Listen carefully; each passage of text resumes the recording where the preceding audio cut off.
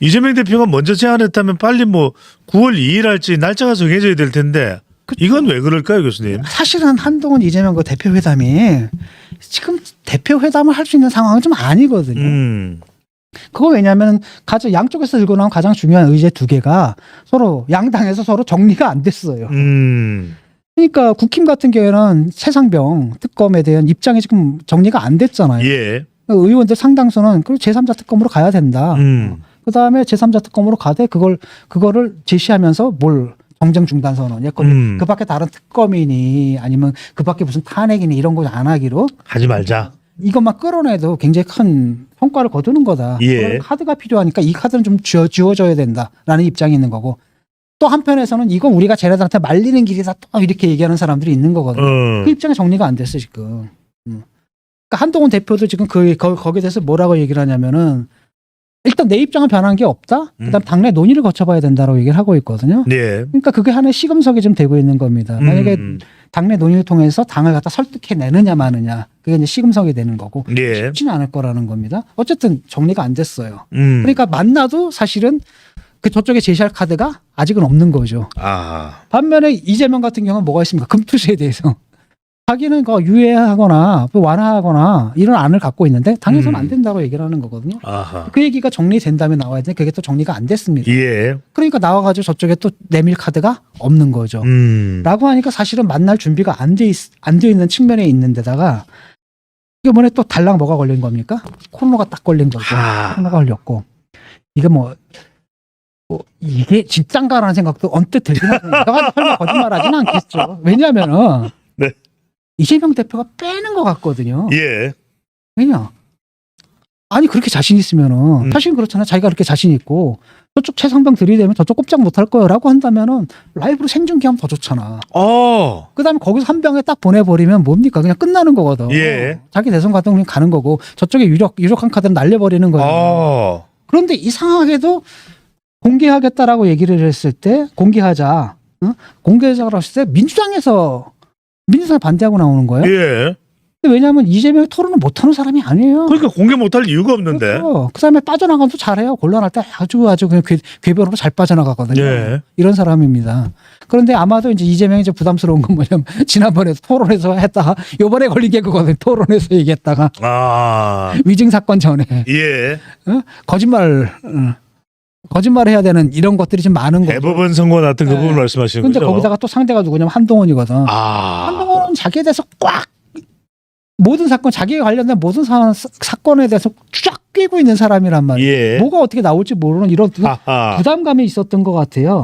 그래서 한간에서는 지금 한동훈은 정치 초보고 저쪽은 베테랑이기 때문에 붙으면은 한동훈이 불리할 것이다라고 하는데 정작 이걸 갖다가 공개 토론을 거부하는 건 오히려 지금 이재명 쪽으로 보이거든요. 예. 그러니까 이제 한동훈이 뭐라 그러냐면 내가 전제 조건을 건 건 아니다. 라고 하면서 사실은 저쪽에 공개 토론 안 받았다는 걸 딱 접어두고 가는 거죠. 겁먹은 이재명입니까, 교수님? 약간 그런 것 같아요. 부담스러워하는 것 같고 예. 또 하나는 뭐가 있냐면 이런 게 있는 겁니다. 이재명은 거기서 이겨도 본전이야. 원래 다들 그렇게 생각하잖아요. 예. 지금 봐요. 한동훈은 뭡니까? 2인 삼각 게임 하거든요. 2인 삼각 게임 하는 거고 자기는 그냥 자기 혼자서 얘기하면 되는 거고요. 굉장히 상황 자체가 유리한 거예요. 판 자체가 유리한 판에서 이기면 당연한 거고. 예. 근데 비기거나 져버리면 어떻게 돼요? 완전히 비기거나 져버리면 완전히 타격이 그냥 오는 거거든요. 예. 왜냐하면 지금 대통령 적합도에서도 한동훈과 이재명이 왜냐하면 아직은 보수 쪽은 한동훈에다 완전한 3분의 1이 아직 완전하게 힘을 실어주지 않고 있어요. 예. 3분의 2는 지지해도 이러다 보니까 한동훈하고 이재명 사이에 이게 이재명이고 한동훈이고 10에서 20% 정도의 차이가 있거든요. 예. 격차가 있는데 만약에 이거 하게 되면 거기서 확 밀릴 수도 있단 말이죠. 예. 그러니까 이러니까 굉장히 부담스러워하는 것 같아요. 그래서 밀어졌는데 지금은 이제 멱살을 잡고 삿바 싸움을 좀 하고 있는데 결국 의제예요. 아젠다 세팅을 누가 하느냐가 가장 중요해요. 제가 맨날 얘기하잖아요. 싸울 때 가장 중요한 것은 어디서 싸우느냐가 중요하다. 예. 씨름 선수들도 처음에 시작하기 전에 계속 뭐 합니까? 삽바 싸움을 하죠. 삽바 싸움 하거든요. 그게 그거라는 겁니다. 아젠다 세팅을 먼저 해야 되는데 이게 사실은 그걸 갖다 먼저 선수로 친 거예요. 국회 쪽에서. 그래서 세 가지를 던졌잖아요. 예. 첫 번째 공개하자 뭐 두 번째 뭐 하자 민생으로 하자. 아하. 그러니까 일단 정쟁 중단 선언하자. 예. 그다음에 민생으로 가자. 뭐 세 번째 딱 던지고 이걸 갖다가 이거 사실은 약간 반칙 플레이예요. 아. 민주당에다 먼저 얘기를 한 다음에 흘렀어야 되는데 예. 먼저 언론에서 슬쩍 흘려버린 거거든요. 아하. 그러니까 언론에서 이제 흘러나오니까 민주당에서 이제 기분 나쁘지. 기분 나쁠 만도 해요, 사실은. 예. 그런데 어쨌든 딱 하니까 아젠다 세팅을 전체에서 먼저 하고 들어온 거예요. 음. 그러니까 최상병 같은 경우에도 그냥 봤대 정쟁 중단 선언 내 하위 범위에다 넣어서 하면 되거든요. 하위 이슈로. 이게 받아버린다라는 거죠. 그래서 그것과 관련해 가지고 아마 이슈 밑밭 물 밑에서 지금 엄청난 삿바 싸움이 있을 겁니다. 근데 예. 둘이 이걸 안 하고 지나가기에는 둘 다 부담스러울 거예요. 왜 국민들한테 약속했거든. 날짜까지 박았거든. 예. 그렇죠? 그런데 이걸 갖다가 뭐 안 한다?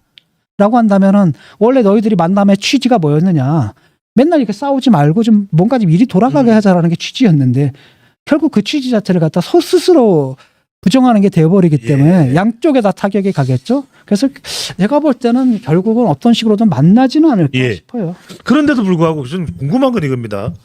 좀 여유를 오히려 가질 만도 한 이재명인데 혼자서 다 결정할 수 있으니까 왜 자꾸 민주당은 박찬대 원내대표가 아이 한동훈 대표 26일까지 빨리 발의하세요. 뭐 최상병 특검법에 대해서 오늘 당장 발의하세요. 좀 뭐 이렇게 자꾸만 재촉을 하는 이유는 뭡니까? 그러니까 그 국힘을 갖다 분열시킬 수 있다라는 거고. 아하. 그러니까 그렇게 하고 그럼 국힘에서 뭐라 합니까? 한동훈 대표는 너희들 빨리 금투세 예. 입장 정리해라 이렇게 얘기를 하는 거고. 예. 이게 근데 이제 최상병 이게 이제 뭐가 된 거냐면은 유치한 신경전을 좀 벌이고 있는 겁니다. 어떻게든 보면 이 두 가지 가지고 서로 이제 정쟁을 좀 하고 있는 건데 여기서조차도 굳이 그럴 필요 없다고 보거든요. 그러니까 국민의 눈높이에서 뭐가 국민들이 뭘 원하는지를 보고 거기에 어느 당이 더 잘 부합하느냐를 보여주면 되는 거거든요. 예. 국민들이 원하는 건 뭐예요?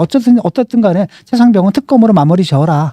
이게 대다수 국민들이 원하는 거잖아요. 그다음 또 다른 하나는 금투세 같은 경우 그것도 대다수 국민들이 원하는 바가 있거든요. 그렇습니다. 그럼 거기에 원하는 바들을 받아가지고 가면 되는 건데 이거 가지고 서로 지금 뭐냐면 이거 자체보다도 특검 자체 쉽게 말하면 특검 자체가 진상규명이잖아요. 진상규명 자체 또는 금투세 이거 자체 예. 이거보다는 오히려 이제 양쪽 팀에다 균열을 내겠다라는 이것만 좀 부각된 건데 아하. 좀 안 했으면 좋겠거든요. 그러니까 유치하니까 이제 그만 좀 했으면 좋겠고. 예.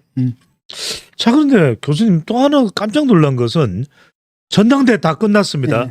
이재명 대표가 85.4%로 네. 역대 민주당 계열의 당대표 중에서는 가장 많은 득표를 했는데 느닷없이 김부겸 전 총리가 네. 방송에 나와서 조언을 한다고 한 건데 그 조언이 보통 선소리가 아닙니다. 이거 왜 이러는 겁니까? 이제 움직이기 시작한 거죠. 예. 그러니까 저쪽에서는 오세훈이 이제 움직이기 시작했고 예. 오세훈도 뭐 51%가 나갈 거다 이렇게 얘기를 하잖아요. 예. 그럼 뭐 100% 나온다는 얘기고 음. 이쪽에서 이제 움직이는 건데 플랜 B의 문제거든요. 지금 이재명 대표가 좀 초조해 보이죠. 초조해 보이는 건 왜 그러냐면은 판결 때문에 유죄 판결.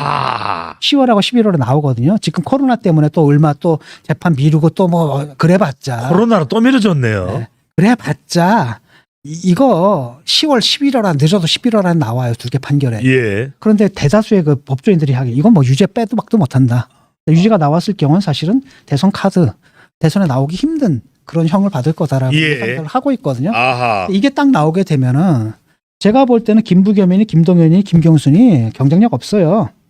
그다음 김두관이니 경쟁력 없어요. 민주당 내에서는. 예. 그 정도로 이재명이 압도적이에요. 압도적이기 때문에 이 사람들의 영향력은 없다. 예. 제로다. 이렇게 보면 됩니다. 그러니까 이 사람들은 근데 이 사람들이 영향력을 나중에 못 가질 거냐? 그건 아니다라는 겁니다. 영향을 가질 수가 있는데 자생적으로는 못 갖는다라는 거예요. 자생적으로 자기들 힘만으로는. 그러니까 이재명 대표가 무너져야 그렇죠. 그제서야 올라오는 거네요. 외부 변수가 있어야지. 예.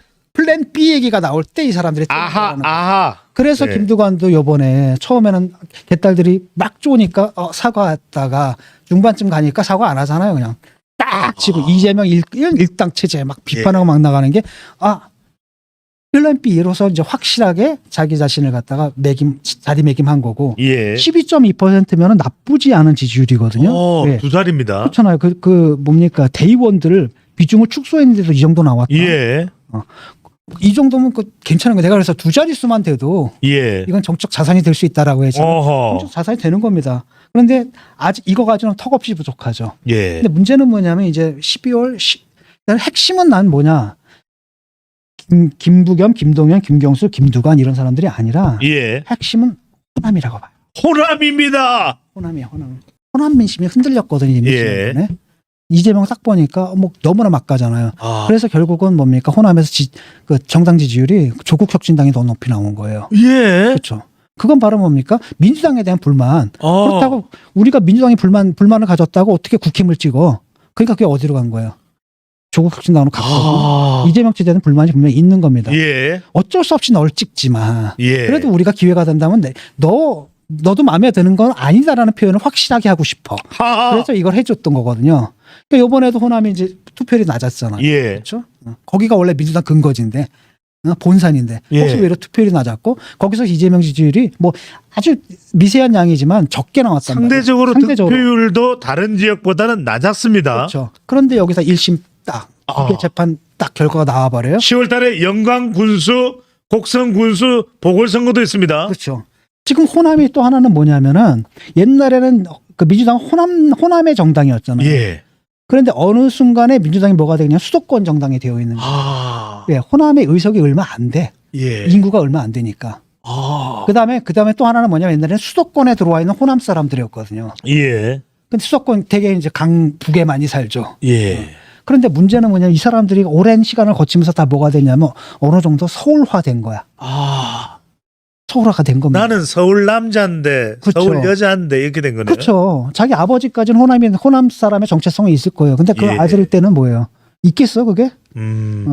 그렇잖아요. 저도 충청도 정체성 별로 없거든요. 아 충청도세요? 네, 우리는 뭐 친가 외가가 다 충청도인데 예. 난 태어났을 때부터 써보니까 여기 지역이었거든요. 그럼 아하. 여기 사람이라고 생각하지. 이게 약화되는 거예요. 예. 그럼에도 불구하고 도장은 여기서 받아야 돼요. 그러니까 국힘에서 대선 주자 있잖아요. 결정을 예. 누가 해주냐? 티켓에 해줍니다. 대구입니다. 그렇죠. 그런데 이쪽 호남에서의 민주당의 대선 주자 최종 결제는 누가 해주냐면 광주에서 해주는 거예요, 이게. 민주당의 옥새는 광주입니다. 그렇죠. 네. 이렇게 된단 말이죠. 그렇기 때문에 광주에서 만약에 흔들려 버리면 또 호남 사람들이 옛날부터 굉장히 많은 소외를 당했잖아요. 예. 그 억압도 당하고 소외도 당하고 차별도 당하고 하다 보니까 정치적으로 굉장히 발달했거든요. 아. 판단 내리는 겁니다. 이 카드 일단은 윤석열하고 싸울 때 이런 강성이 필요하기 때문에 우리가 지지를 했는데 예. 대선 카드로 못 써? 어. 뭐 이러다가 갑자기 뭐 대선 레이스가 막 진행되는 도중에 갑자기 아웃돼? 그럼 우리는 뭐야? 이렇게 된다면 이건 좀 아니지 않나 하는 생각을 하게 될 거라는 겁니다. 그럴 때가 이제 바로 뭐예요? 위기가 시작되는 거고. 그래서 그때를 노려가지고 지금 이 사람들이 좀 움직이는 거고. 예. 그다음에 뭐 초일회인가 뭔가도 만들어. 초일회. 그다음에 민주주의 4.0 이런 것도 4.0. 만들어지는 거고. 이번에 김경수 사면도 예. 저쪽 애들도 그럴 수 있다라는 거예요. 민주당이 저게 갈라질 수가 있으니까 민주당이 갈라질 수가 있으니까 차라리 비명, 그러니까 반명, 그렇죠, 반명. 예. 그다음에 비한. 여기서 새롭게 이걸 끌을 수 있잖아요. 아니 한만 쳐내면 되지 않느냐라는 거. 예. 한만 쳐내고 이렇게 가게 되면 우리 후보가 될 수도 있다. 이런 사원에서 얘기한 게 아니냐. 이른바 신음모론입니다. 그렇죠. 네. 음모론까지는 아니고. 아닙니다. 네. 음모론적 냄새는 나는데. 살짝 냄새 납니다. 네. 제가 음모론을 되게 싫어하잖아요. 예. 근데 음모론 수준까지는 아니고 그래도 아하. 나름대로 어느 정도 근거가 있게 얘기가 돼요. 네. 그게 이제 그렇게 되는 거고. 그래서 요번에 배경에 이례적이잖아요. 예. 왜냐하면 대통령실에서 사면한다 그러면 그래 사면하세요 이거거든요. 근데 한동훈 대표가 이례적으로 내가 반대 의사를 밝혔다라고 얘기까지 공개까지 했단 말이죠. 김경수 복권에 대해서는 반대다. 그거 왜 그랬겠어요? 이 일상적 복권은 아니다라는 얘기죠. 그러니까 나름대로 그쪽에서 볼 때는 한쪽에서 볼 때는 이거 좀 다른 얘기 같다. 그래서 이제 그건 아니지 않느냐라고 이제 확인하는 차원에서 예. 하지 말아라라고 하는데 대통령실에서 확 해준 거라는. 그래서 그런 얘기가 있습니다. 그래서 예. 아직 몰라요. 거긴 유동적입니다. 그래서 사실은 이재명 체계가 굉장히 단단한 것 같지만은 흔들릴 때는 굉장히 또 빠르게 무너질 수 있는 체제라는 거죠. 딱 한마디로 요약하자면 호남이 판단할 것이다.